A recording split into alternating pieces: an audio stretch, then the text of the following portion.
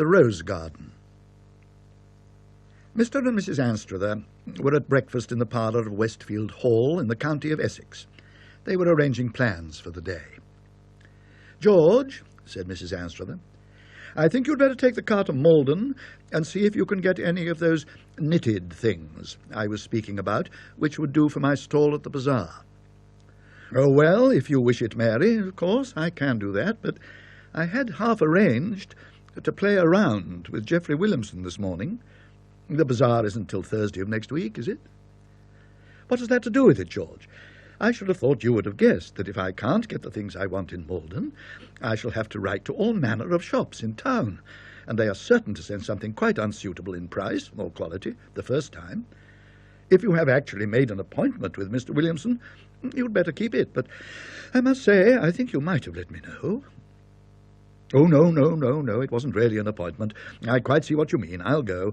And what shall you do yourself?" "Why, when the work of the house is arranged for, I must see about laying out my new rose garden. By the way, before you start for Malden, I wish you would just take Collins to look at the place I fixed upon. You know it, of course." "Well, I'm not quite sure that I do, Mary. Is it at the upper end, towards the village?" "Good gracious, no, my dear George. I thought I had made that quite clear. No, it's that small clearing just off the shrubbery path that goes towards the church." "Oh, yes. Where we were saying there must have been a summer house once. The place with the old seat and the posts. But do you think there's enough sun there?" "My dear George, do allow me some common sense, and don't credit me with all your ideas about summer houses. Yes, there will be plenty of sun when we have got rid of some of those box bushes. I know what you're going to say, and I have as little wish as you to strip the place bare. All I want Collins to do is to clear away the old seats and the posts and things before I come out in an hour's time. And I hope you will manage to get off fairly soon. After luncheon, I think I shall go on with my sketch of the church. And if you please, you can go over to the links. Or...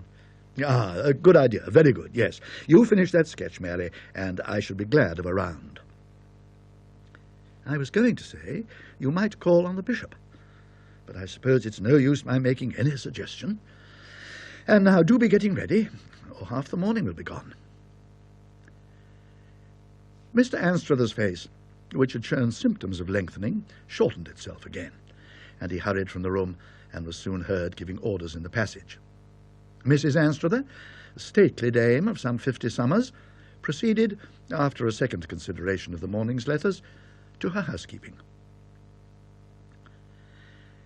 Within a few minutes Mr. Anstruther had discovered Collins in the greenhouse, and they were on their way to the site of the projected rose garden. I do not know much about the conditions most suitable to these nurseries, but I am inclined to believe that Mrs. Anstruther, though in the habit of describing herself as a great gardener, had not been well advised in the selection of a spot for the purpose. It was a small, dank clearing, bounded on one side by a path, and on the other by thick box bushes, laurels, and other evergreens. The ground was almost bare of grass and dark of aspect. Remains of rustic seats and an old and corrugated oak post somewhere near the middle of the clearing had given rise to Mr. Anstruther's conjecture that a summer house had once stood there. Clearly Collins had not been put in possession of his mistress's intentions with regard to this plot of ground, and when he learnt them from Mr. Anstruther, he displayed no enthusiasm. "Of course I could clear them seats away soon enough," he said.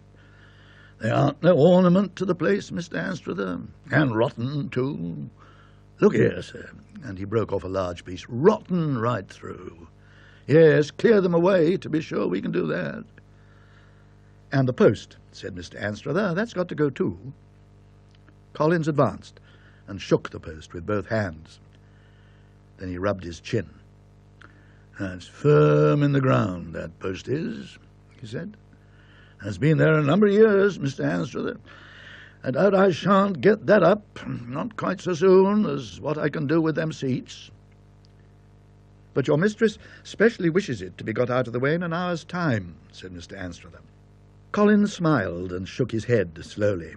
You'll excuse me, sir, but you feel of it for yourself. No, sir, no one can't do what's impossible to 'em, can they, sir?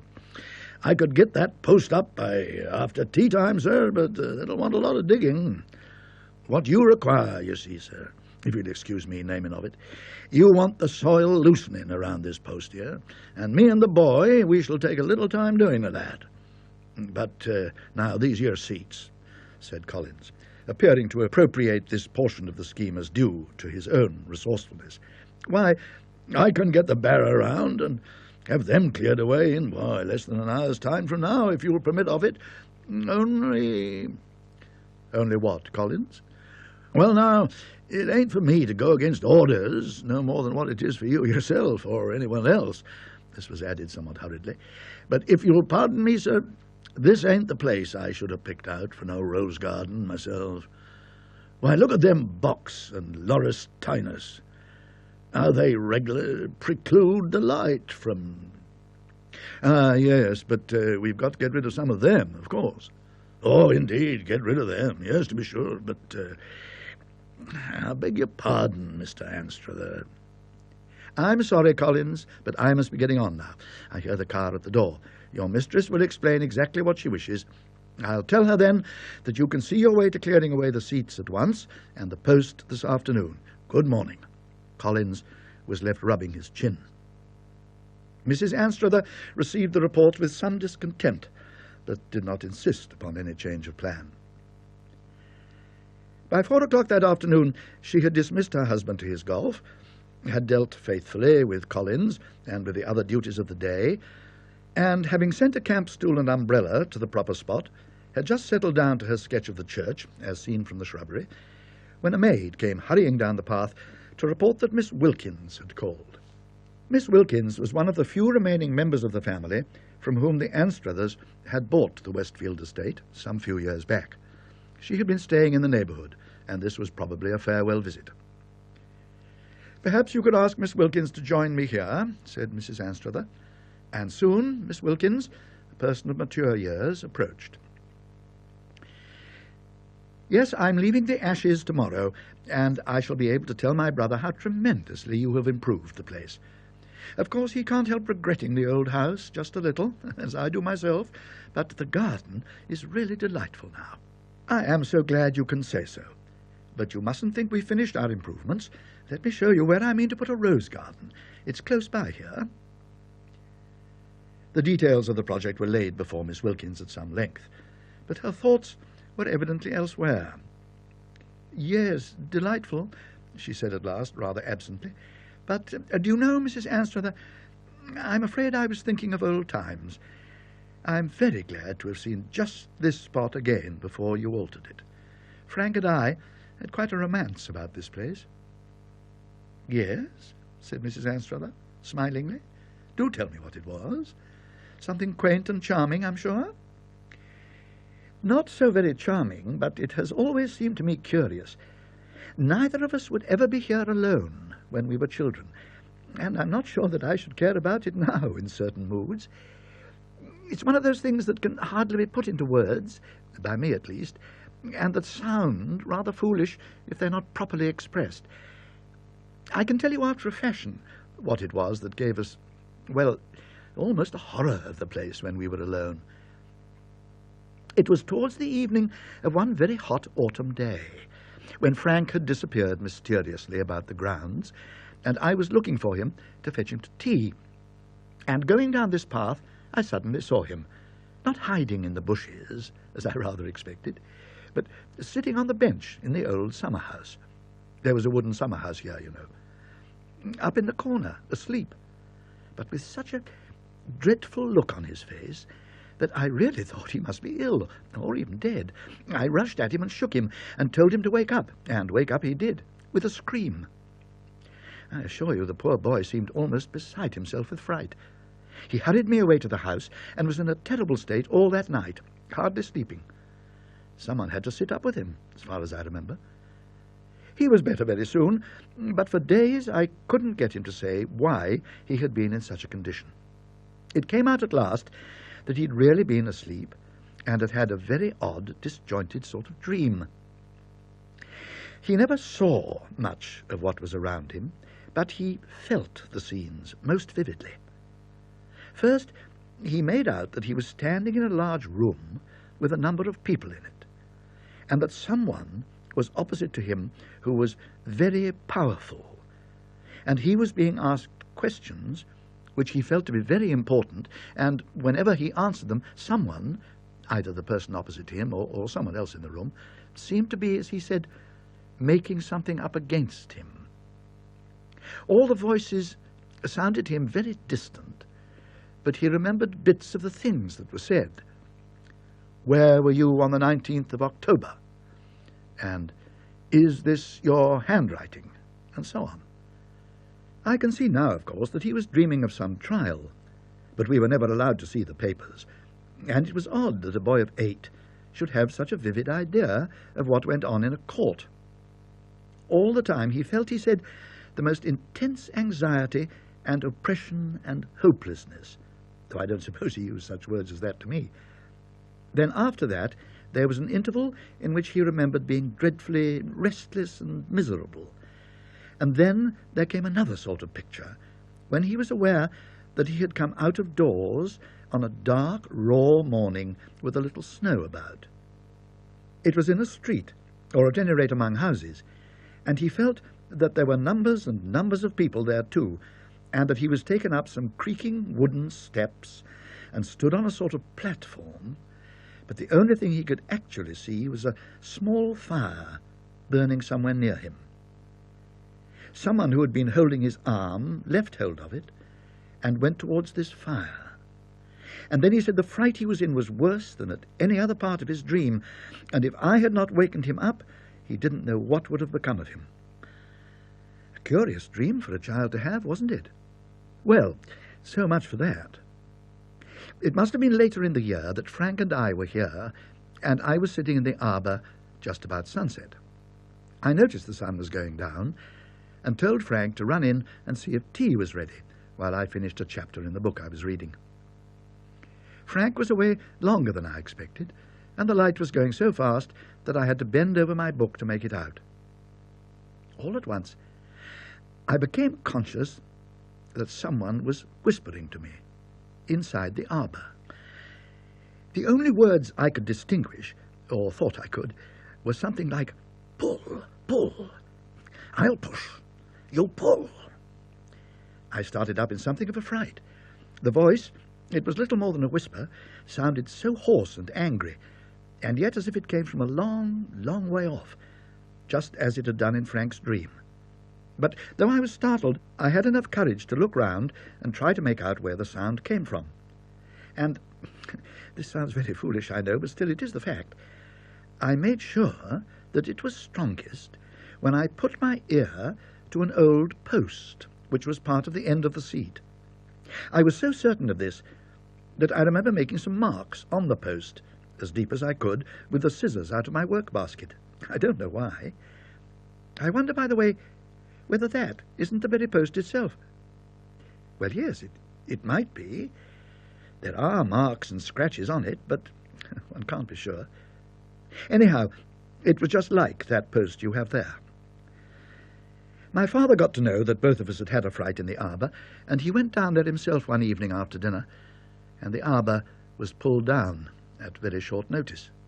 I recollect hearing my father talking about it to an old man who used to do odd jobs in the place, and the old man saying, "Don't you fear for that, sir. He's fast enough in there without no one don't take and let him out." But when I asked who it was, I could get no satisfactory answer. Possibly my father or mother might have told me more about it when I grew up, but as you know, they both died when we were still quite children. I must say it has always seemed very odd to me, and I've often asked the older people in the village whether they knew of anything strange, but either they knew nothing or they wouldn't tell me. Dear, dear, I've been boring you with my childish remembrances, but indeed that arbour did absorb our thoughts quite remarkably for a time. You can fancy, can't you, the kind of stories that we made up for ourselves. Well, dear Mrs. Anstruther, I must be leaving you now. We shall meet in town this winter, I hope, shan't we, etc., etc., etc. The seats and the post were cleared away and uprooted respectively by that evening. Late summer weather is proverbially treacherous, and during dinner time Mrs. Collins sent up to ask for a little brandy, because her husband had took a nasty chill, and she was afraid he would not be able to do much next day. Mrs. Anstruther's morning reflections were not wholly placid. She was sure some roughs had got into the plantation during the night. And another thing, George, the moment that Collins is about again, you must tell him to do something about the owls. I never heard anything like them, and I'm positive one came and perched somewhere just outside our window. If it had come in, I should have been out of my wits. It must have been a very large bird, from its voice. Didn't you hear it? No, of course not. You were sound asleep as usual. Still, I must say, George, you don't look as if your night had done you much good. My dear, I feel as if another of the same would turn me silly. You have no idea of the dreams I had. I couldn't speak of them when I woke up, and if this room wasn't so bright and sunny, I shouldn't care to think of them even now. Well, really, George, that isn't very common with you, I must say. You must have... No, you only had what I had yesterday. Unless you had tea at that wretched clubhouse, did you? No, nothing but a cup of tea and some bread and butter. I should really like to know how I came to put my dream together, as I suppose one does put one's dreams together from a lot of little things one has been seeing or reading. Look here, Mary, it was like this, if I shan't be boring you. I wish to hear what it was, George. I will tell you when I've had enough. All right. I must tell you that it wasn't like other nightmares in one way, because I didn't really see anyone who spoke to me or touched me, and yet I was most fearfully impressed with the reality of it all.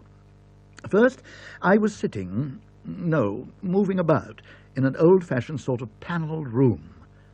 I remember there was a fireplace and a lot of burnt papers in it, and I was in a great state of anxiety about something. There was someone else, a servant, I suppose, because I remember saying to him, "Horses, as quick as you can," and then waiting a bit. And next, I heard several people coming upstairs and a noise like spurs on a boarded floor. And then the door opened, and whatever it was that I was expecting happened. Yes? But what was that? You see, I couldn't tell. It was the sort of shock that upsets you in a dream. You either wake up, or else everything goes black. That was what happened to me. Then I was in a big dark-walled room, panelled, I think, like the other, and a number of people. And I was evidently standing your trial, I suppose, George. Goodness, yes, Mary, I was. But did you dream that too? How very odd. No, I didn't get enough sleep for that. Go on, George, and I will tell you afterwards. Yes, well, I was being tried for my life, I've no doubt, from the state I was in. I had no one speaking for me, and somewhere there was a most fearful fellow on the bench, I should have said, only that he seemed to be pitching into me most unfairly, and twisting everything I said, and asking most abominable questions. What about? Why, dates when I was at particular places, and letters I was supposed to have written, and why I had destroyed some papers. And I recollect his laughing at answers I made in a way that quite daunted me. It doesn't sound much, but I can tell you, Mary, it was really appalling at the time. I'm quite certain there was such a man once, and a most horrible villain he must have been. The things he said... Thank you. I have no wish to hear them. I can go to the links any day myself. How did it end? Oh, against me. He saw to that. I do wish, Mary, I could give you a notion of the strain that came after that, and seemed to me to last for days, waiting, and sometimes writing things I knew to be enormously important to me, and waiting for answers and none coming. And after that I came out. Ah. What makes you say that? Do you know what sort of thing I saw? Was it a dark, cold day, and snow in the streets, and a fire burning somewhere near you? By George, it was. You have had the same nightmare. Really not? Well, it is the oddest thing. Yes, I've no doubt it was an execution for high treason. I know I was laid on straw and jolted along most wretchedly, and then had to go up some steps, and someone was holding my arm, and I remember seeing a ladder and hearing a sound of a lot of people. I really don't think I could bear now to go into a crowd of people and hear the noise they make talking. However, mercifully, I didn't get to the real business. The dream passed off with a sort of thunder inside my head. But, Mary, I know what you're going to ask. I suppose this is an instance of a kind of thought-reading. Miss Wilkins called yesterday and told me of a dream her brother had as a child when they lived here, and something did no doubt make me think of that when I was awake last night listening to those horrible owls and those men talking and laughing in the shrubbery. By the way, I wish you would see if they'd done any damage and speak to the police about it. And so I suppose from my brain it must have got into yours while you were asleep. Curious, no doubt, and I am sorry it gave you such a bad night. You'd better be as much in the fresh air as you can today. Oh, it's all right now, but I think I will go over to the lodge and see if I can get a game with any of them. And you? I have enough to do for this morning, and this afternoon, if I'm not interrupted, there's my drawing. To be sure, I want to see that finished very much. No damage was discoverable in the shrubbery. Mr. Anstruther surveyed with faint interest the site of the rose garden, where the uprooted post still lay, and the hole it had occupied remained unfilled. Collins, upon inquiry made, proved to be better, but quite unable to come to his work. He expressed, by the mouth of his wife, a hope that he hadn't done nothing wrong clearing away them things. Mrs. Collins added that there was a lot of talking people in Westfield, and the Hold ones was the worst, seemed to think everything of them having been in the parish longer than what other people had. But as to what they said, no more could then be ascertained than that it had quite upset Collins, and was a lot of nonsense. Recruited by lunch and a brief period of slumber, Mrs. Anstruther settled herself comfortably upon her sketching chair in the path leading through the shrubbery to the side gate of the churchyard. Trees and buildings were among her favourite subjects, and here she had good studies of both. She worked hard, and the drawing was becoming a really pleasant thing to look upon by the time that the wooded hills to the west had shut off the sun. Still, she would have persevered, but the light changed rapidly, and it became obvious that the last touches must be added on the morrow. She rose and turned towards the house, pausing for a time to take delight in the limpid green western sky. Then she passed on between the dark box bushes, and at a point just before the path debouched on the lawn, she stopped once again and considered the quiet evening landscape, and made a mental note that that must be the tower of one of the roofing churches that one caught on the skyline. Then a bird, perhaps, rustled in the box bush on her left, and she turned and started at seeing what at first she took to be a 5th of November mask peeping out among the branches. She looked closer. It was not a mask. It was a face, large, smooth, and pink. She remembers the minute drops of perspiration which were starting from its forehead. She remembers how the jaws were clean-shaven and the eyes shut. She remembers also, and with an accuracy which makes the thought intolerable to her, how the mouth was open and a single tooth appeared below the upper lip. As she looked, the face receded into the darkness of the bush. The shelter of the house was gained, and the door shut before she collapsed. Mr. and Mrs. Anstruther had been for a week or more recruiting at Brighton before they received a circular from the Essex Archaeological Society and a query as to whether they possessed certain historical portraits which it was desired to include in the forthcoming work on Essex portraits to be published under the Society's auspices. There was an accompanying letter from the Secretary which contained the following passage: "We are specially anxious to know whether you possess the original of the engraving of which I enclose a photograph. It represents so-and-so, so-and-so, Lord Chief Justice under Charles II, who, as you doubtless know, retired after his disgrace to Westfield and is supposed to have died there of remorse. It may interest you to hear that a curious entry has recently been found in the registers, not of Westfield, but of Prior's Ruthing, to the effect that the parish was so much troubled after his death that the rector of Westfield summoned the parsons of all the Ruthings to come and lay him, which they did. The entry ends by saying, "The stake is in a field adjoining to the churchyard of Westfield on the west side." Perhaps you can let us know if any tradition to this effect is current in your parish. The incidents which the enclosed photograph recalled were productive of a severe shock to Mrs. Anstruther. It was decided that she must spend the winter abroad. Mr. Anstruther, when he went down to Westfield to make the necessary arrangements, not unnaturally told his story to the rector, an old gentleman, who showed little surprise. "Really, I had managed to piece out for myself very much what must have happened, partly from old people's talk and partly from what I saw in your grounds. Of course, we have suffered to some extent also. Yes, it was bad at first, like owls, as you say, and men talking sometimes. One night it was in this garden, and at other times about several of the cottages. But lately there's been very little.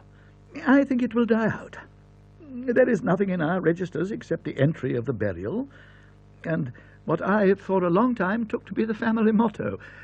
But last time I looked at it, I noticed that it was added in a later hand, and had the initials of one of our rectors, quite late in the 17th century. A.C. Augustine Crumpton. Here it is, you see. Quieta non movere. I suppose... Well, it is rather hard to say exactly what I do suppose.